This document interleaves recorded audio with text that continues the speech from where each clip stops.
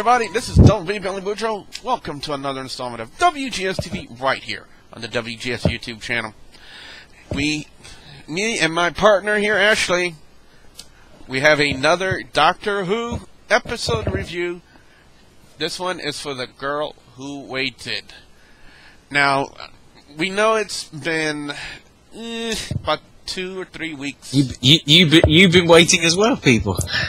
Yeah, they have been waiting quite some time for this. So let's go ahead and get it started with This Girl Who Waited. Now, we've been practicing how all those people are going to be confused. All those people are going to be confused because we recorded this 2 weeks ago. We were recording in the past, in the future, because we purposely did this.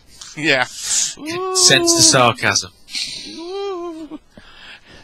Anyway, I hope that makes a video. Anyway, they're traveling to a planet called Apalapachia. Did I say that right? Oh my word, that was I don't think I said it right, did I?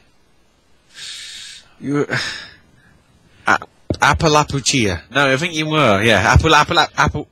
Oh, anyway, let's just call it a weird ass motherfucking planet. Let's call it like that. Apalapachia. And apparently, in this episode, Rory and the Doctor...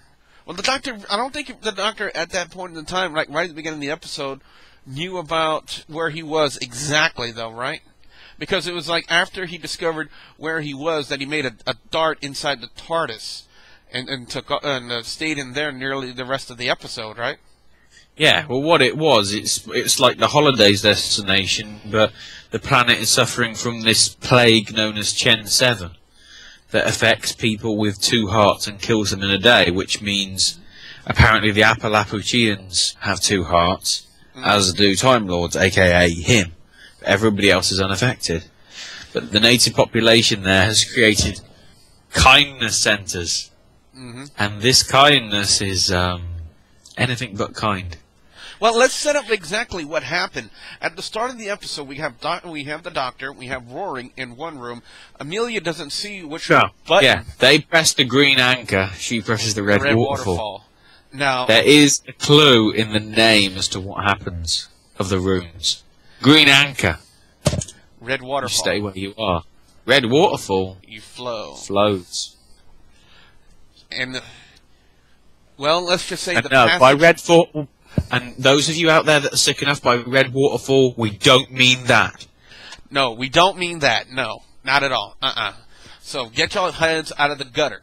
Anyway. Just because Amy's ginger, we don't mean that either. We don't mean it's some kind of weird hair colorant from insert name brand here.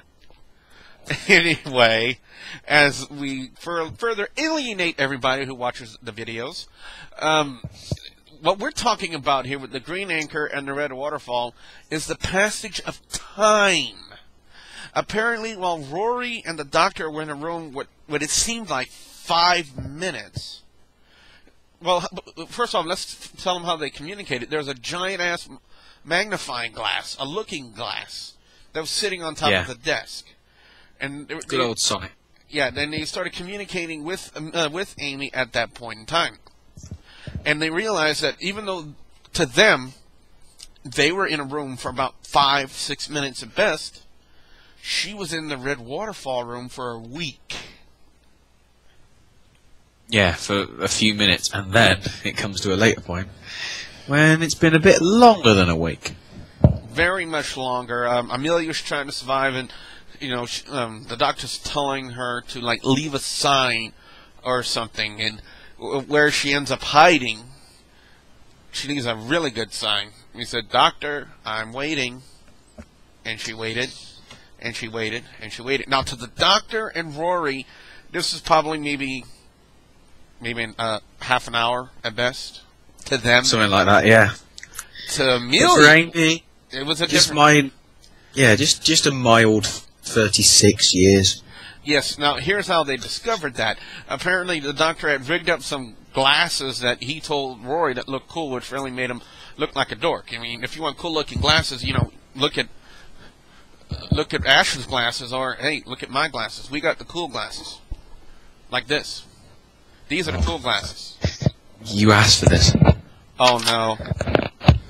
You, Oh no. you edit to your bit of the video when you're just talking and stuff. I'll be back in a minute. Well, anyway, well, this is how they discovered it. Apparently, the doctor rigged up the glasses as a communications device.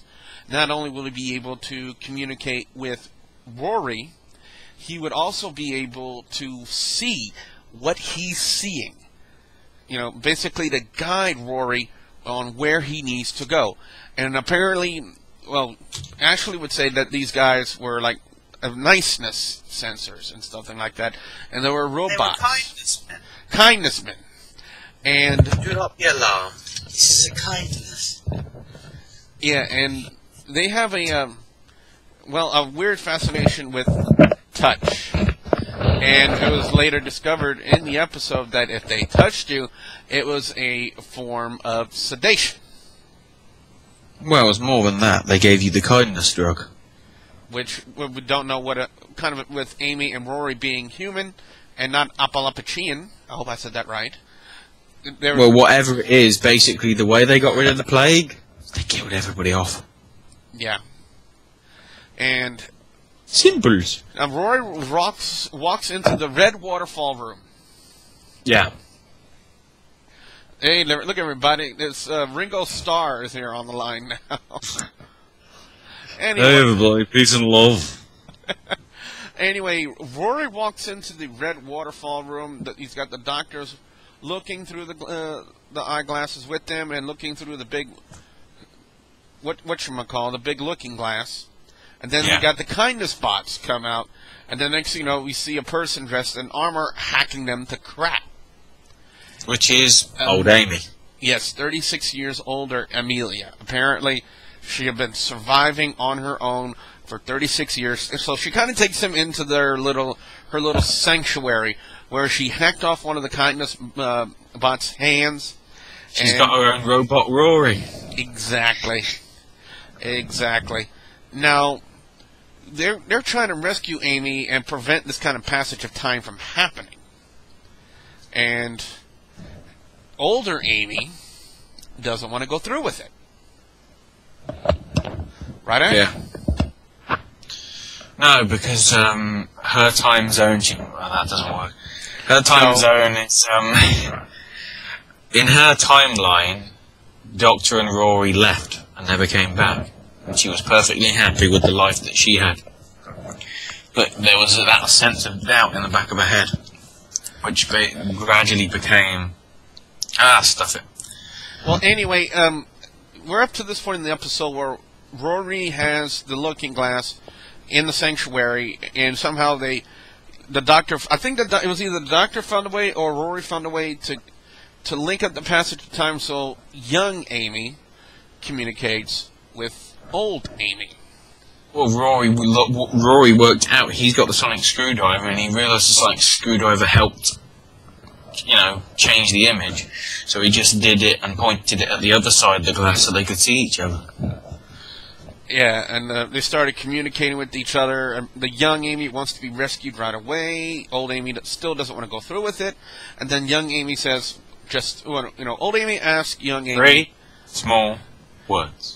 What about Rory? Rory. Exactly.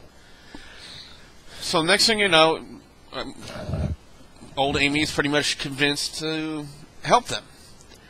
And the doctor gets them to a certain place where they're supposed to think the same thought at the exact same time and to converge the timelines or something like that. Am I saying that correctly?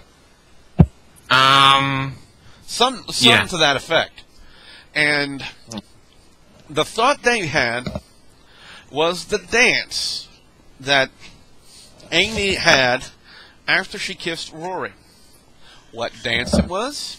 Oh, it was the good old Macarena. That shocks me that shocks me that I even know how to do that, Just don't. I'm not going to go further than that. I promise you, I'm not going to go further than that. But I'm glad I took my glasses off. Now, they converge the timelines. Both Amy's doing the Macarena. Why? Yeah. I don't know. but they decided to go that route anyway. Now, as they're fighting their way to get back to the TARDIS, you notice I said the word fighting. You know why? Because the kindness bots are in... There's a whole load of robots. A whole load of robots. Yes, the kindness bots are in overdrive. They're coming after Amy, and Rory. And, well, young Amy gets the hand into the throat, which knocks her out. And Rory is trying to save her. And old Amy hacks her away and gives them both an opportunity to get to the TARDIS. Problem. Old Amy wants to go with them. And I believe in Doctor Who talk, science fiction-y talk, that would create what's called a paradox, if I'm not mistaken. You don't want a paradox. Yeah, and, you know, Rory had to make a decision. The young Amy or the old Amy? And you could literally see the character's heart just nearly rip in two because he wanted, for some reason, well, I say for some reason, anyway, he wanted both of them there, but he knew he couldn't do it. And even old Amy said that if you love me, do not unlock the door. Because yes, the paradox would have just been, it would have destroyed them all, and none of them would even exist, I think. You know, who knows? Yeah. And then next thing you know, the TARDIS leaves, and then we see a kindness bot get old Amy in the throat, down, and then next thing you know, that's it. Yeah, but the clever thing is, you know, I'll leave you two alone. Yeah. And she asks him, what happened to the old Amy?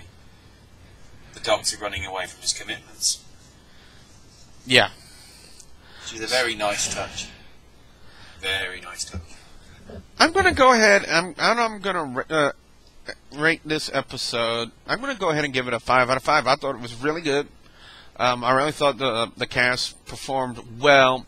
The special effects makeup, they did a really great job on the actress that plays Amy Pond to make her look to age her 36 years on that show. That had to take a lot of special effects makeup and stuff like that, and I believe they did a really good job doing that. I highly commend the makeup artist for that particular episode. I don't have the information in front of me, but like I said, they did a great job on that.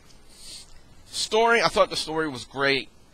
You know, basically almost a different version, because when the series with Matt Smith started... Now, see, you got me talking like you.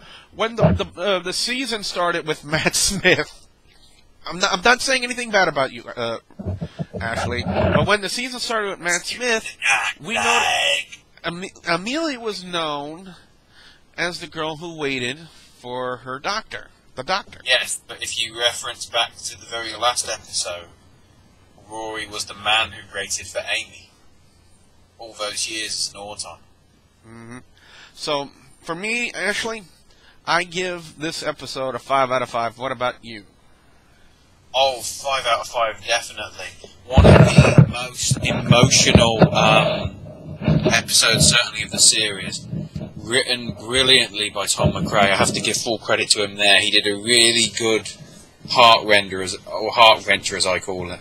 But overall, very good. I think this is kind of sowing the seeds for what probably will come in the later episodes. Mm-hmm. So again, ladies and gentlemen, the official rating from me and Ashley on Doctor Who's The Girl Who Waited, 5 out of 5. 5 latex hands out of 5. So that being said, he's Ashley, and I'll be reminding everybody to follow me on Twitter. That's twitter.com/TheWrestleGamer. Don't forget to check out our main website, www.TheWrestleGamerShow.com. And also don't forget to subscribe. When the WGS YouTube channel reaches 400 subscribers, there will be a shout-out video, guys. It'll be my first ever shout-outs video, but there will be one once the 400 barrier has been crossed. So with that being said, that will be Billy Bujo and Ashley saying thank you very much for watching.